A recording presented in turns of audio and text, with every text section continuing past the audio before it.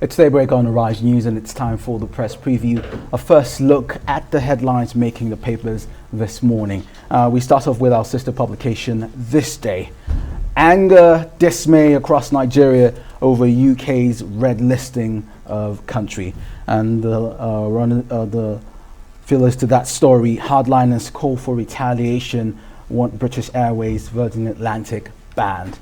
And above the nameplate, Electoral Act Amendment.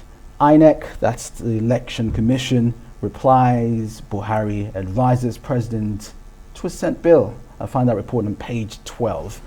Outrage as ECOWAS report uncovers ISWAP's 18 billion naira terror finance network. And finally, there's an interview on the NSIA. You can find it on page 20 to 25. Now, The Guardian, Nigeria this morning, also running with the UK red list story. The headline: UK halts visa for Nigerians as experts ask the federal government to reciprocate. Passengers stranded as British Airways cancelled flights in and out of Nigeria. UK detects 80 new Omicron cases, banned to affect over 8,000 Nigerian travellers.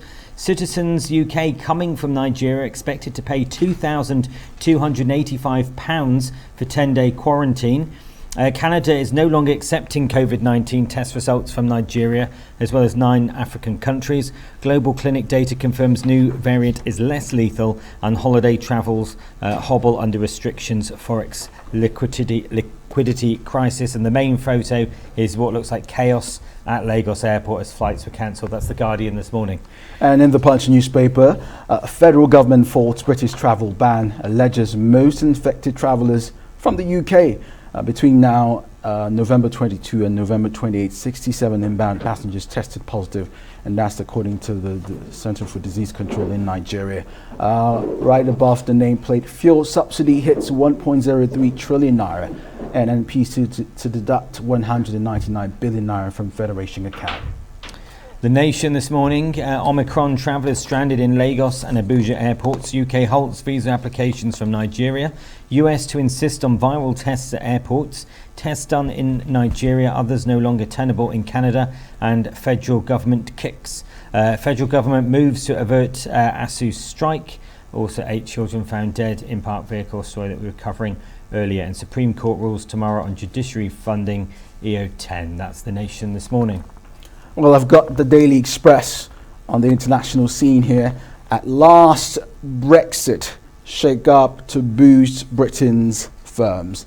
And there's more free inside: essential guide to the best festive gifts made in the UK.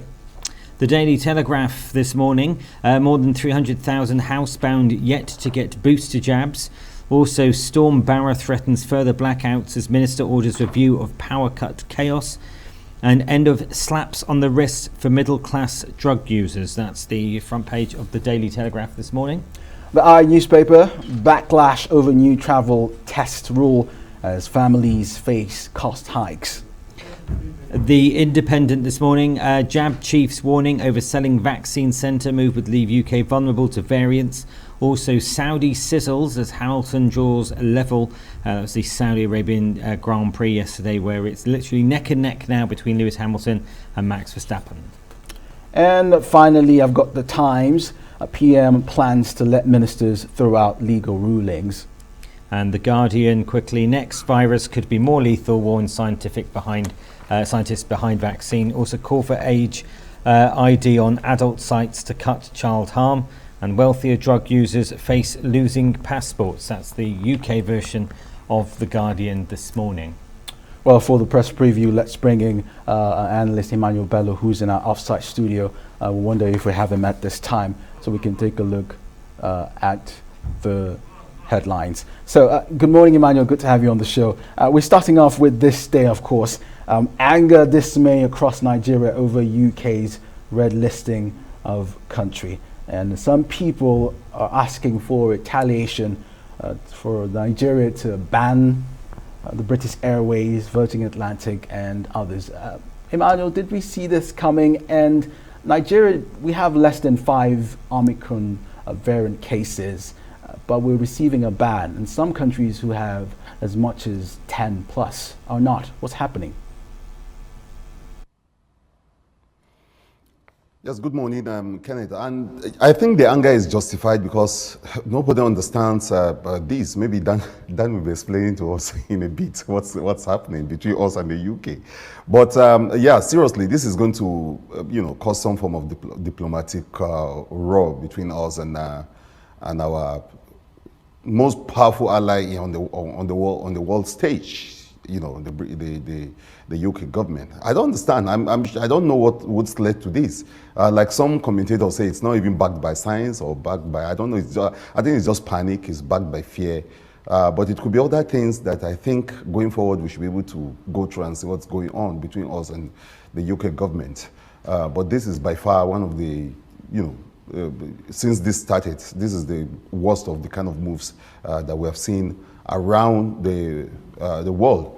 Of course, we stood with South Africa just a few weeks when this came out, and I don't know whether we're also being punished for taking that kind of bold move, So it's difficult to understand what is really going, but now we're reporting this, and we're reporting the human costs, not to talk of the losses in the economy that this will bring. But by large, the greatest issue here would be the relationship that has suffered between us and the UK government. Coming at the time that families, friends, everyone is traveling, this kind of ban is so swift. The federal government even taken aback last night, saying that it was not informed. This happened just like an hour after the announcement. The UK government told the federal government about it. So it's swift.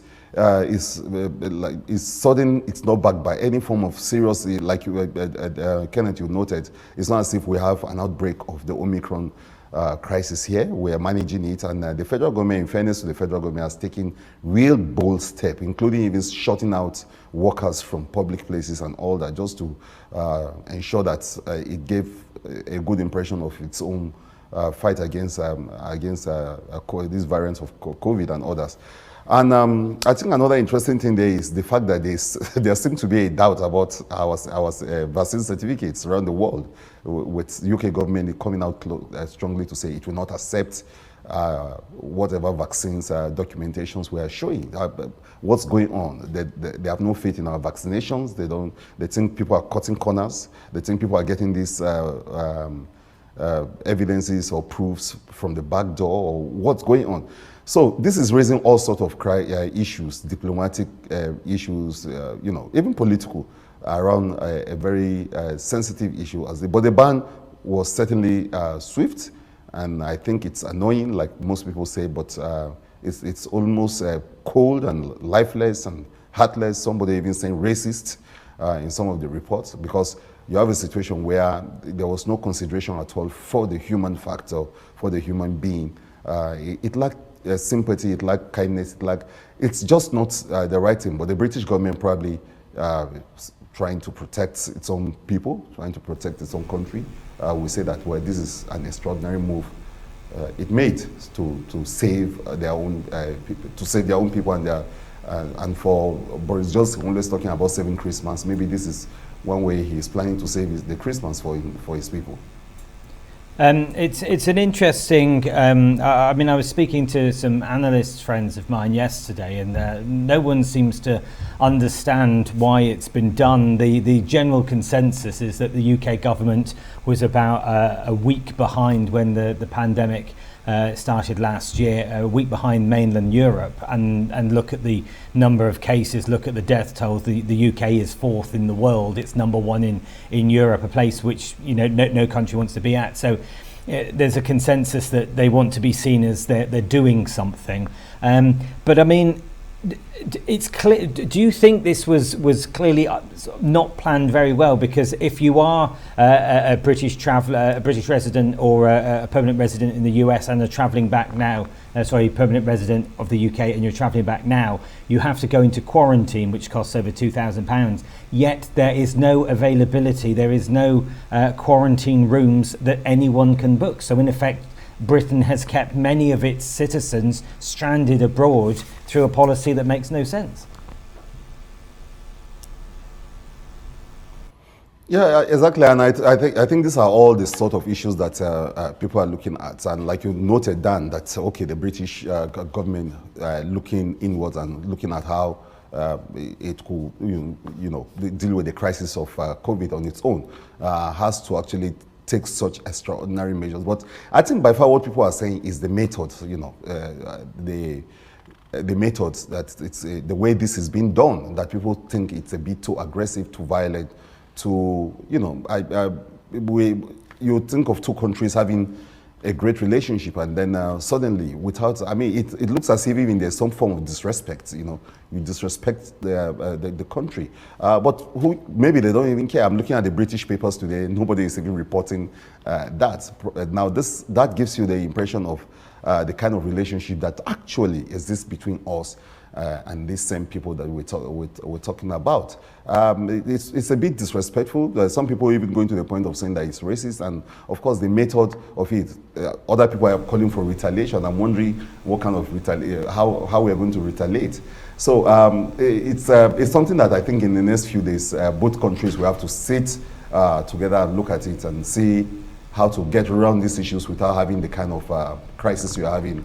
The people are stranded at this time of the year. It is too sudden, too swift, and I think something has to be done about it. Okay. In the last 60 seconds, Emmanuel, the Punch newspaper is saying fuel subsidies has hit 1.03 trillion naira. The NNPC is about to make a couple of deductions from the Federation account. Is the government doing enough on information and sensitization to let the people know that subsidy will be leaving next year? No, but the only thing that seems to be there is that a lot of people are aware, especially those 40 million Nigerians are aware that they'll be getting 5,000 naira from January. I think that's by far the greatest story that is coming out of that. But like you say, then the issue of sensitization, informing Nigerians, understanding the nuances of the first subsidy, the figures there. You have to be some kind of financial expert or petroleum sector expert to even understand them in the first place. But so yes, that ministry has to take the pain of explaining to people, because if you don't get people along on this buy-in so that people can buy into this, next year the implementation might not be as swift as they wanted. So they need the people on their side. If this policy is for the people, you need the people on the side to appreciate and understand what you're telling them. We'll have to leave it there, I'm afraid, Emmanuel. We've run out of time, but we'll see you again tomorrow. That's the press preview for today.